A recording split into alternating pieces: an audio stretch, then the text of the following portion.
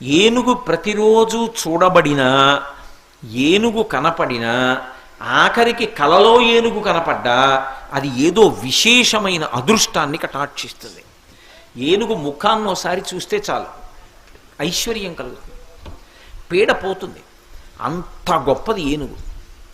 ఎందువలన అంటే ఏనుగు యొక్క కుంభస్థలంలో లక్ష్మీదేవి ఉంటుంది. అందుకే ఒక చక్రవర్తి వెళ్ళాలి అంటే ఏనుగు యొక్క కుంభస్థలానికి దగ్గరగా అంబారీ కట్టి కూర్చోబెడతారు. ఎందుకని? ఆయన చక్రవర్తి కాబట్టి లక్ష్మీ స్థానం మీద పెడతాడు.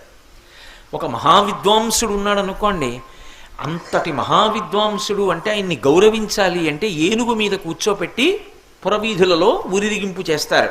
గజారోహణం చేశారండి ఆయనకి అంటారు, అంటే ఏనుగు ఎక్కించారండి ఆయన్ని అంటారు. ఏనుగు ఒక్కటే అంత ఉత్కృష్ట ప్రాణి. లక్ష్మీ స్థానం కుంభస్థలంలో ఉంటుంది, 5 చోట్లే ఉంటుంది లక్ష్మీదేవి.